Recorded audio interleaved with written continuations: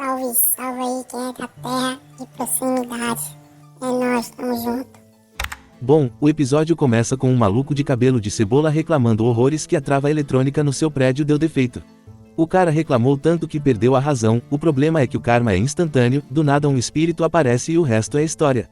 Então de repente, 3 arquivos aparecem. Um para o cara do cabelo de cebola que se chama Kanada e mais 2 indivíduos que acabaram tendo o mesmo fim que o Kanada. Quando a câmera abre, é possível ver o Megumi, Nobara e Itadori.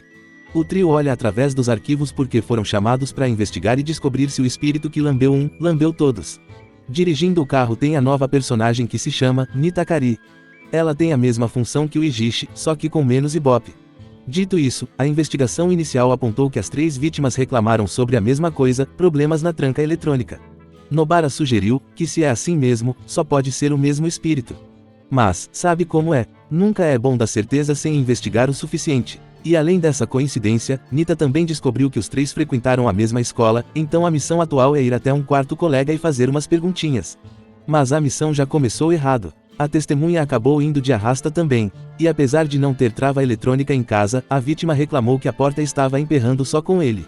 Inclusive, tenho uma curiosidade, por que o espírito não está comendo os humanos?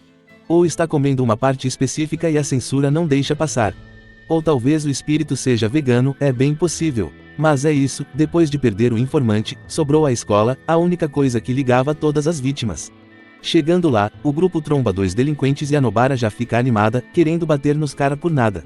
E a parte mais curiosa nisso tudo é o Megumi. Em momento algum ele se mostra surpreso, mesmo sabendo que estava indo para sua antiga escola, ele não comenta nenhuma única vez, não diz nada como, sabia que já estudei nessa escola.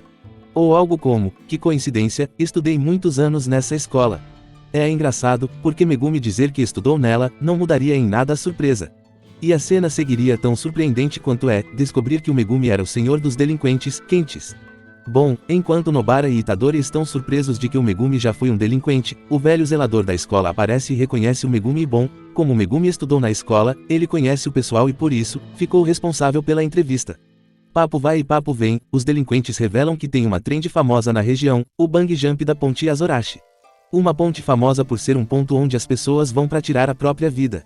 Pense num lugar maneiro para fazer bang jump. Dito isso, nessa que a ponte foi citada, o zelador da escola lembrou sobre como pular da ponte era um teste de coragem comum há uns 20 anos. Pensar nisso fez ele lembrar sobre um caso daquela época. Ele conta que o Kanada, o maluco do cabelo de cebola e o seu grupo, um dia fugiram da escola. O que não era estranho, mas no dia seguinte, nenhum deles voltou para casa e também faltaram na escola. Então surgiu uma força-tarefa focada em encontrar os delinquentes. O negócio foi rápido, encontraram todo mundo desmaiado debaixo da ponte. Informação que será ignorada, mas o tal Kanada e o seu pessoal juraram de pé junto que não lembravam o que aconteceu ou o porquê estavam desmaiados lá. Depois de aprender isso, a ponte se tornou o foco do grupo, mas o Megumi contou que já investigou o lugar, mas na época, não encontrou nada. O que é muito esquisito. Se você pensa um pouquinho nessa história, vai ver a loucura. Na época que o Megumi foi investigar essa ponte, se ele era um feiticeiro de nível 3 é muito. Posso estar maluco, mas acredito que o primeiro pensamento sobre a ponte deveria ser: tem algo muito perigoso aqui.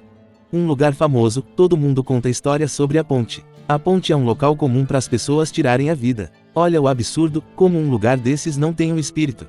É muito estranho. Ou seja, ou o Megumi era fraco demais para sentir a presença dos espíritos lá, ou o espírito é poderoso demais. A opção de não ter espírito não existe. Mas, até hoje, ninguém achou estranho e vida que segue. E antes deles saírem da escola, o velho zelador pergunta sobre uma tal de Tsumiki.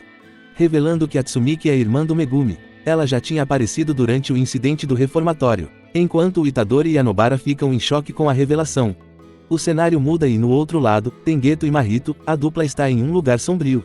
Mahito está com os 3 fetos que roubou. Curioso, ele pergunta: fiquei pensando, os cara têm uns objetos bem perigosos, hein?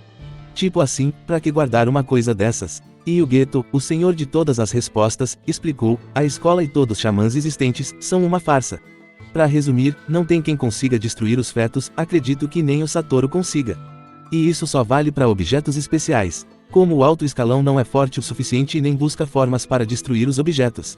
Eles escolhem o caminho mais fácil, usando um pacto que mantém os objetos dormentes. A única exceção é os dedos do Sukuna. Ali não tem pacto que dê jeito. Mahito entende, então segue o que estava fazendo, ele pega um dos fetos. Na mesma sala tem um cara nu e preso na parede. Ele oferece dinheiro para sair dessa situação, mas o Geto só ignora. Já o Mahito, com o feto na mão, se pergunta se a ideia vai funcionar. O cara não possui talento nenhum, já que numa situação sinistra como essa, ele não consegue ver ninguém além do Geto. Mas como o vaso não importa e o feto vai continuar inteiro mesmo que o vaso quebre, Mahito fez o cara engolir um feto que está de molho numa água nojenta há mais de 100 anos. O gosto dessa merda deve ser terrível. E digo mais, se o cara não for de caixa por causa da energia amaldiçoada do feto, ele vai pelos germes. Imagina, um vírus de 100 anos atrás entrando no corpo do ser humano moderno. É o mesmo que entrar no paraíso. E vale dizer também, isso aqui foi uma segurada no roteiro legal. Porque logicamente falando, os espíritos deveriam ter escolhido bons hospedeiros. Imaginando que a aparência que os fetos vão ter ao serem despertados, tem uma influência na fraqueza dos hospedeiros. Ou talvez não, mas enfim, deixando isso pra lá e enquanto Mahito apronta das suas, no outro lado, o núcleo do Megumi foi investigar a ponte, por algum motivos, eles foram de noite. Talvez para não atrair muita atenção, possivelmente. E por algum motivo, Itadori levou uma linha de crochê. Ideias mirabolantes de um adolescente. Enquanto isso, de volta no Mahito, o experimento deu certo e o feto possui o corpo do cara.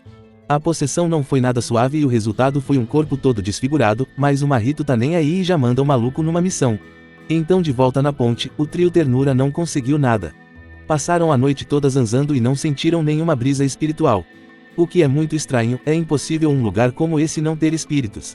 Mas como são 3 estudantes negligenciados, eles não pensam sobre isso. E Anita, ela não parece ter muita experiência também. Então se a turma diz que não sentiu nada na ponte, ela também aceitou que o problema não fica lá. Se estou junto, com certeza não iria querer voltar na ponte.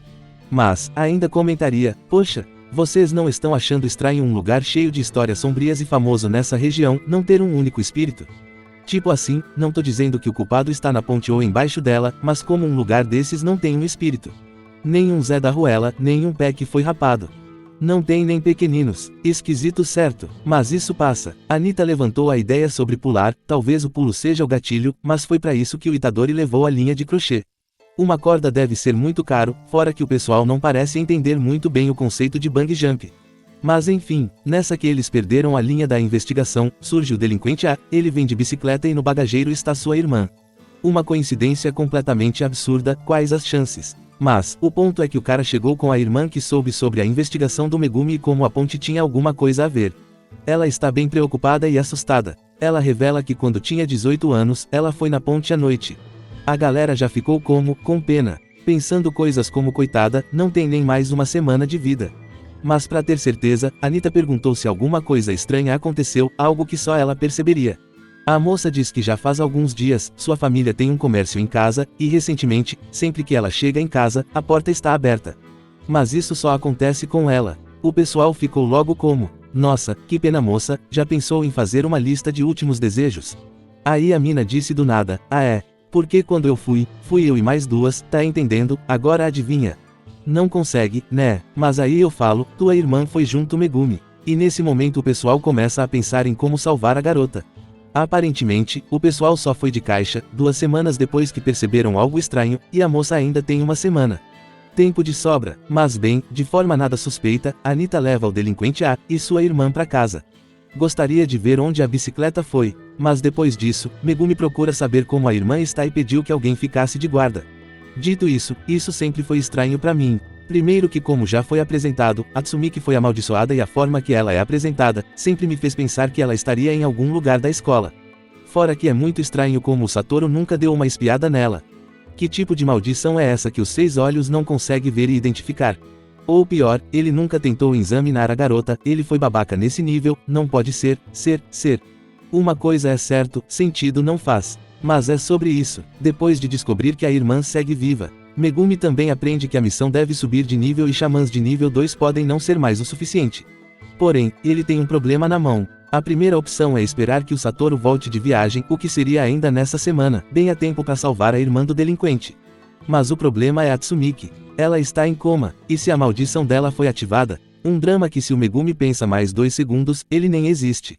Era só pegar o histórico das mortes. Está óbvio que o espírito não ataca 2 pessoas ao mesmo tempo, ele só vai para o próximo alvo depois que eliminar o atual. Ou seja, enquanto a irmã do delinquente não virar estatística, a irmã dele estará bem. Mas, como os paulistas gostam de dizer, a autora meteu o louco. Fingiu que essa informação não existia e criou a urgência no Megumi. Dito isso, Megumi, de forma brilhante ou não, usa a informação que a missão deve subir de dificuldade para mandar o Itadori e a Nobara embora. E para justificar o porquê ele vai ficar para trás, Megumi diz que vai só se despedir do zelador. O cara que ama a irmã, mas nunca foi visitá-la, vai se despedir de um zelador que ele não via há pelo menos o dobro de tempo que ele não vê a irmã. Quem não te conhece que te compre, Megumi rolas. Bom, depois de expulsar todo mundo, Megumi liga pra Nita, ele quer saber o que ela conseguiu aprender com a irmã do delinquente.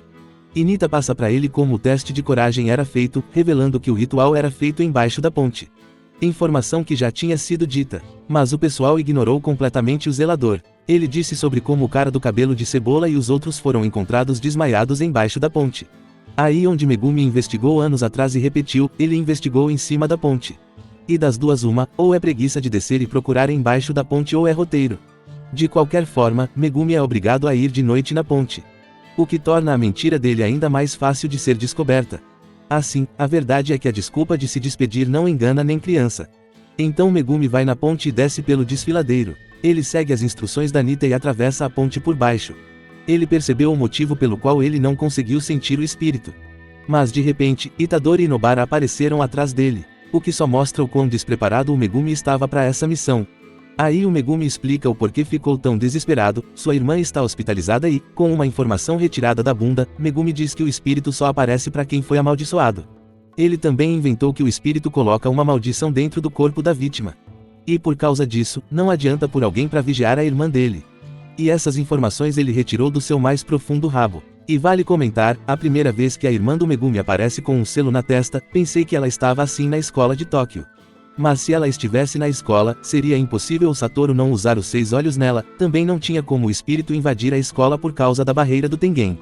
O que é muito maluco. Um drama da porra em cima de uma imagem falsa. A Tsumiki está internada em um hospital comum, como qualquer outra pessoa em coma. Mas por quê? E a resposta é simples, e usando as informações que tenho e foram dadas na animação. Tudo isso é roteiro, foi feito assim para não atrapalhar os próximos arcos. Porque a partir do momento que o Satoru vê essa garota, ele deveria ser capaz de ver com os 6 olhos o problema dela. E isso seria um problema muito grande para os arcos futuros. E é algo que passa de forma muito suave. Não acho que isso foi uma questão durante o lançamento do mangá ou da animação. Não acho que o pessoal achou estranho a irmã amaldiçoada que está internada em um hospital comum. Mas enfim, o trio aprende o que tem que aprender e vão para o local correto para fazer o ritual de forma correta. Eles vão até um fino rio próximo à ponte enquanto a Nita repete o procedimento. Eles têm que ir à noite, passar por baixo da ponte e atravessar esse fino rio. Que para resumir de forma resumida, o rio é a porta para o domínio inato do espírito. Um domínio igual ao do reformatório. Ou seja, é um espírito de nível especial. O que explica a incapacidade deles de sentir vestígios do espírito, que sempre esteve dentro da barreira do seu domínio, e por causa do poder desse espírito, toda a energia negativa gerada no lugar deve ser atraída para ele, o que explica a falta de espíritos no lugar. Fora que, olha o absurdo, se o Megumi acha esse espírito, anos atrás, ele teria virado estatística. Tá maluco, a sociedade xamânica é muito irresponsável. Por isso que tem poucos xamãs, pessoal nem tem tempo de ficar forte porque não tem a mesma sorte do Megumi. Mas enfim, o trio avança contra a barreira e acham finalmente a origem da maldição do tranca-rua. Aí a empolgação toma conta, o trio já se encara e pensa, é hoje que só chego amanhã. Mas de repente vindo de lugar nenhum, um espírito correndo nas 4 patas surge. Esse é o espírito do feto encarnado em um corpo humano. Não sei se a aparência do espírito seria essa, mesmo que o Marito preparasse um hospedeiro melhor ou se ele ficou assim justamente porque usaram um humano que não possui nenhuma afinidade com a energia amaldiçoada. O que sei é que o cara ficou horroroso. Uma boca gigante se abriu no peito ligando o peito e o pescoço. A cabeça original se manteve, mas parece completamente inútil. E o espírito é verde. E digo mais, Marito poderia usar sua transfiguração e tornar o espírito mais bonito, não fez porque o roteiro precisa que ele seja assim. E como xamã é poucas ideias quando se trata de espíritos, Itadori, que está com a confiança lá em cima depois do intercâmbio, pulou logo na frente e chamou o intruso para o X1. E o espírito aceitou. Mas enfim, esse foi o episódio 22 da primeira temporada de Jujutsu Kaisen. Intitulado, O Início da Obediência Cega. Você chegou até aqui, é nóis. Um abraço e até a próxima.